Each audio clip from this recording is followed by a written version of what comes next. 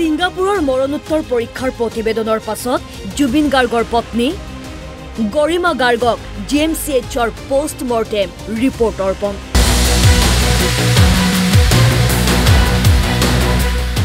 শনিবাৰে পুৱাৰ ভাগতে জুবিন গাৰ্গৰ মৃত্যুৰ তদন্তৰ বাবে গঠিত SITৰ মুৰব্বী মৰমী দাসৰ নেতৃত্বত এটা দল উপস্থিত হয় জুবিন গাৰ্গৰ কাহিলীপাৰাৰ গৃহত।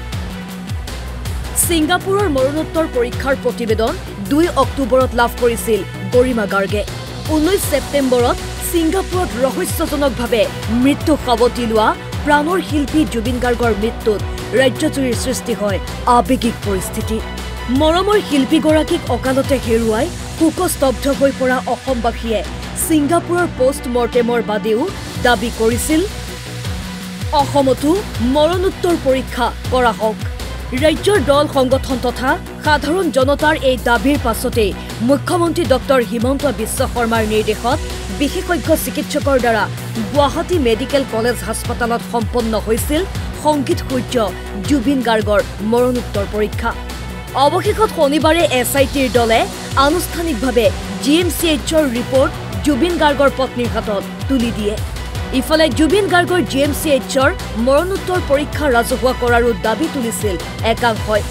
সেয়ে শুকুৰবাৰে নিশা ফেচবুক লাইভ যোগে মুখ্যমন্ত্ৰীয়ে স্পষ্ট কৰি দিয়ে GMCHৰ প্ৰতিবেদন ৰাজহুৱা ফাদিলৰ কৰ্তৃত্ব থাকিব গৰিমা গাৰ্গৰ। ইচ্ছা কৰিলে জুবিন গাৰ্গৰ পোষ্টমৰ্টেম ৰিপৰ্ট গৰিমা গাৰ্গে ৰাজহুৱা কৰিব পাৰিব।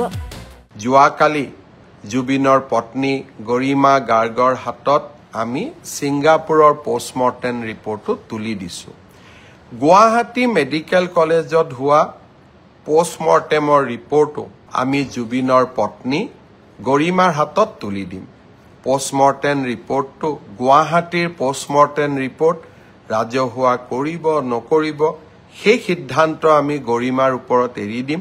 আমি গৰিমাৰ ওচৰত বা গৰিমাৰ হাতত আমি পোষ্টমৰ্টেম ৰিপৰ্ট গতাই দিম আৰু আমি আদালতকো এই পোষ্টমৰ্টেম ৰিপৰ্ট আমি গতাই দিম।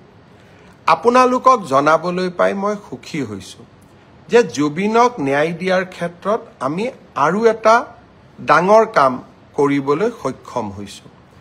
ন্যায়িক তদন্ত প্ৰথমবাৰৰ বাবে গুৱাহাটী উচ্চ ন্যায়ালয়ৰ মাননীয় মুখ্য ন্যায়াধীশ গৰাকীক আমি আহ্বান জনাইছিলো যে জুবিন গাৰ্গৰ মৃত্যুৰ তদন্ত কৰিবলৈ এখন জুডিচিয়েল কমিশ্যন ন্যায়িক আয়োগ গঠন কৰিব লাগে আৰু এই ন্যায়িক আয়োগত ৰিটায়াৰ্ড জাজ নহয়, অৱসৰপ্ৰাপ্ত ন্যায়াধীশ নহয়, হাইকোৰ্টৰ বৰ্তমান ন্যায়াধীশ এজনক নিযুক্তি দিব লাগে।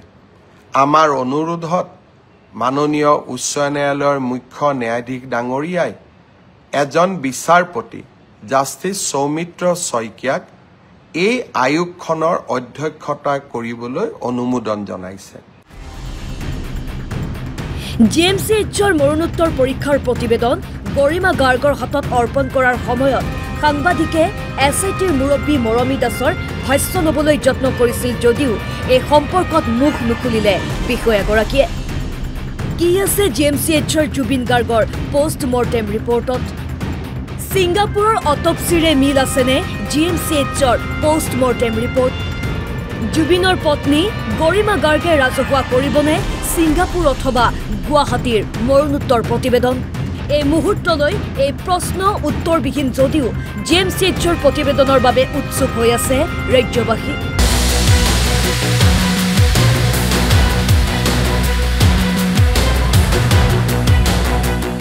ভিডিঅ' জাৰ্নেলিষ্ট অজয়ৰ সৈতে দীপংকৰ মেধিৰ ৰিপৰ্ট, অসম লাইভ 24।